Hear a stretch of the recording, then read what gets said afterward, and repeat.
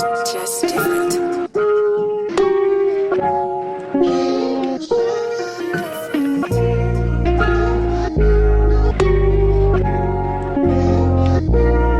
میکنم چیل شیک روی کاناپم لنگارو هم مینویسم از تو کارم میزنم فریک روش گرم شادابم چک و لگت میخوابونه و جورا کنم اسپورت زرم بهش اسپورت مثل ما روی پیچم به شردو میزنم از در بیرون قرشم بی خود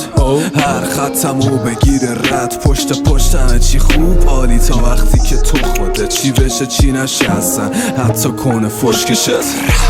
نه نمیگیرم جدیش به چپمه میخورم بازم حتی باشه خیلی کف خیابونم چیل بریز واسم سک پلیز با همه تونم فنلی من چقدر بالم جدی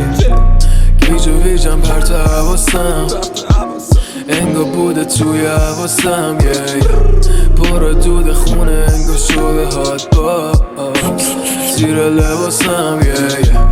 انقدر دارم میشم با چیزی نمیبینم جلو روم دارم میشم fucked up What's up guys قطعی شده تایملاینم میگم چی بود زدیم یکی میگه فلاکا نریزن گشتا بپیچیم 35 بگو اگه میخواد 8 هستا 8گاه بگو پشمام فکر کنم نترکید پول اپ گنگستا شده همه تیم بگو کمه چی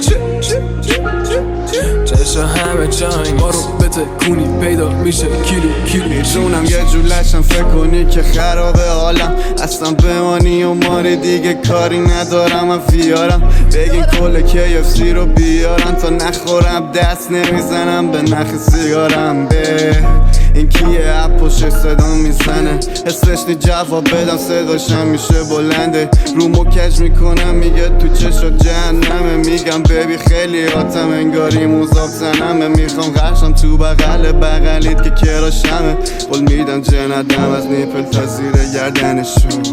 بذار این دفعه رو در بیام خجالت تو هم اگه خواستی برو بذار درت چشم کور شده دیگه تو دودم الان انقدر چتا نمیدونم با کدوم طرفم